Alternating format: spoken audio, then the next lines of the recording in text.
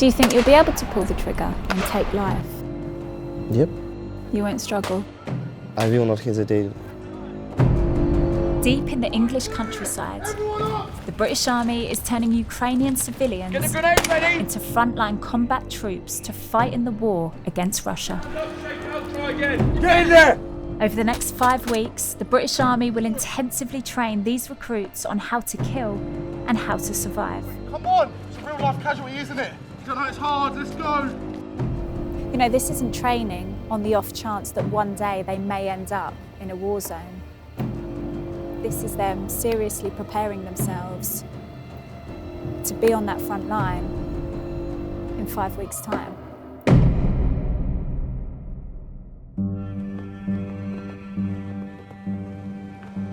Last night, 400 men slept in this hangar. Half of them have completed the course and are heading out to the front line this morning. And the other half are the newcomers who are about to begin their training. How are you? Nice to meet you. Nice to meet you. I'm Stacey. Pasha is 30. Back home, he's a welder. Yesterday, he said goodbye to his mum and dad and got on a plane to the UK. How do your parents feel about the fact that you've come over here to train to essentially become a soldier? They're not happy. Not very happy. Like from the fans, father, goodbye, father, and they stay crying. Oh, they were emotional.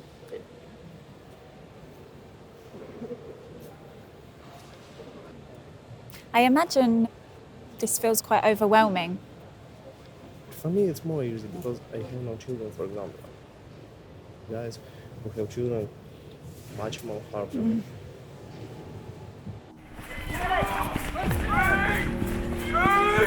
One!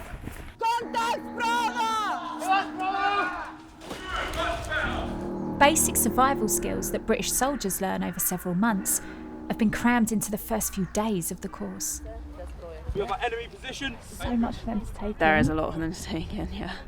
It is really important that we closely monitor them so we can pinpoint today what they're not so strong at and then feed that into the training later on. Yeah, It's hard for you guys as well because you have to deliver all of this information in such a short space of time. Yeah, it's hard because if they haven't picked something up, there's not loads of time to correct it. So sometimes I think the instructors feel like maybe we haven't given them the best possible chance that we could give them just because of the time that we have, but you just have to hope that they do remember and pick up the majority of the training that we teach them.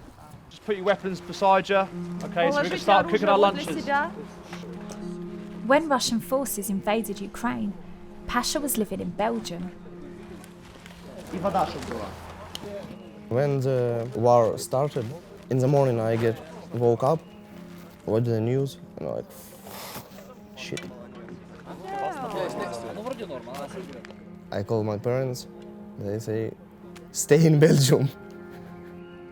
And I just bought a ticket and went home. And only a few days later, when I came to Ukraine, I called them and said, I'm in Ukraine. They say, like, why? What are you doing? But father said, I'm proud that you came anyway. Very nice. I saw people on the border. Almost all of them, it was girls, ladies, and children. It was about 5,000 people. Then we've got any spare water. Who can protect them if not us? Who?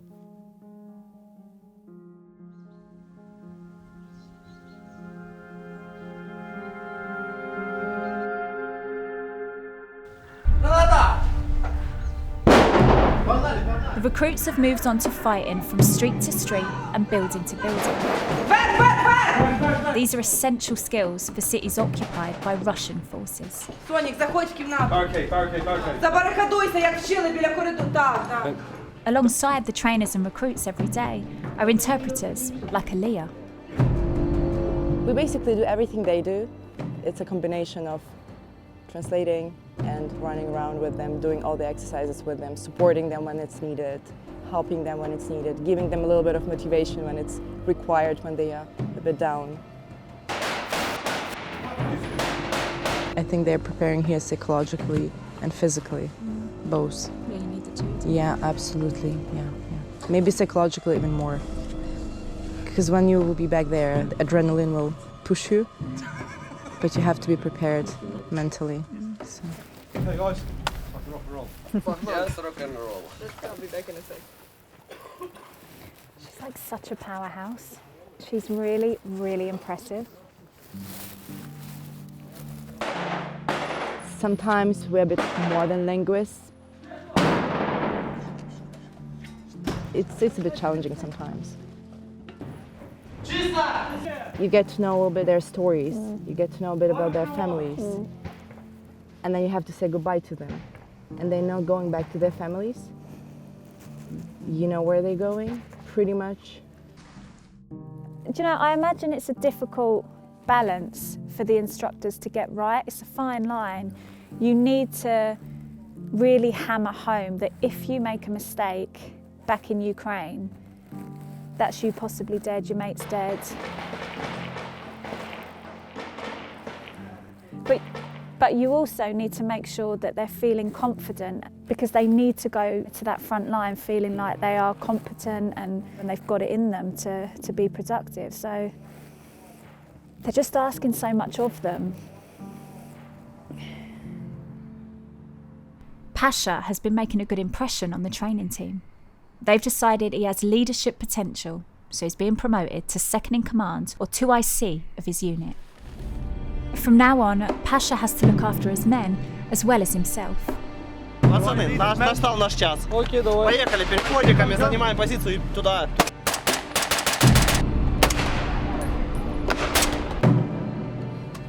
Задание остается прикрывать. Поехали, перекатиками, занимаем позицию, так растягиваемся. Right, suppression fire on a bunker!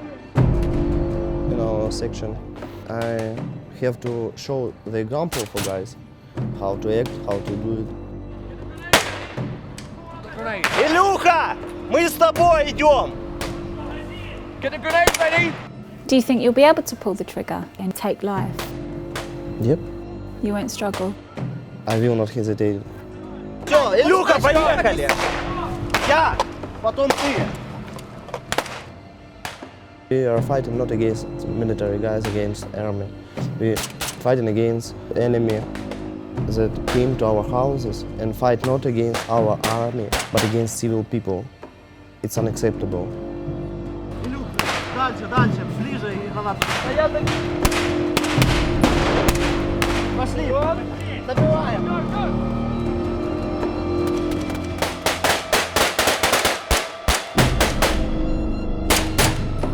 Чисто!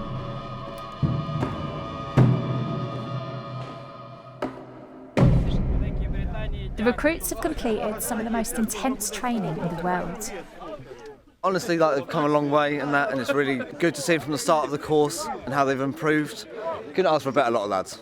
Pasha stepped up as commander multiple times and that, and we've recommended for him and another lad when they go back to Ukraine that they might be put forward for a command because of that. So, well done, buddy. Good luck, bro. How long do you think this war will go on for? I can't say that. I'm sure that we will win. It's only a question of time and question of how much people will die. I hope, of course, that I will survive, but chances are not so big, is the truth. I can't imagine having to accept something as massive as that, but I'm not in your position, so how can I? And I hope that you will not be. Never. That's why we are fighting.